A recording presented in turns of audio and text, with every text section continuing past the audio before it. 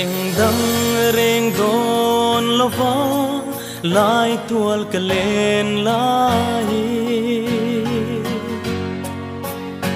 phulo chadang mi u engan bia thu min lan le kalim nge kalom na asa nge nakin huna kalung len tu kado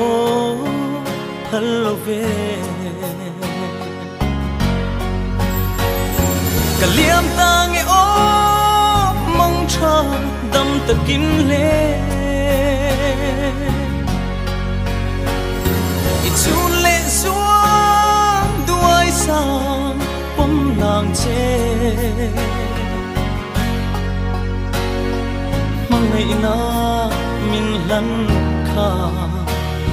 katan hia alu asin sing chan chu min ka mangai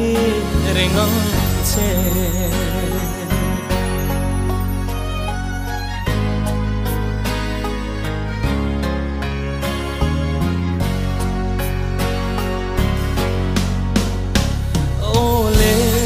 chadang boi te nang nen kan len lai kha mangai na par min la dua ten ka tranga bein ton lo kar po katan hia are thi ma se du lai itan hianin katling zolo kaliam tang e o mang cha dam takin le ichun le zuang duai sa pom nang che na min lan kha katan hia alu asin sing chan chu min kamangai rengang che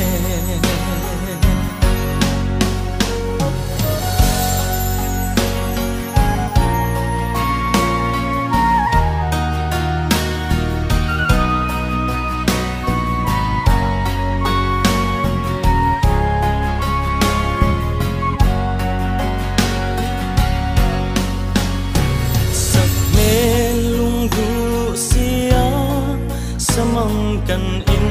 then hi lung run ka tuar thiam lu darang enga kan in ton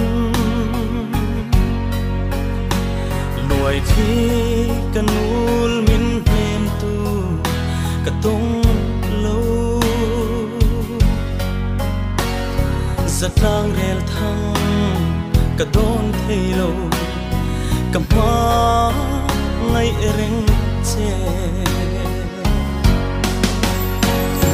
ka liam tang e o mang cha dam takin le ichun le zua duai sa pom nang che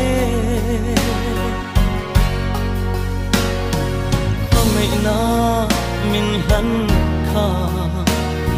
katan hia alu asin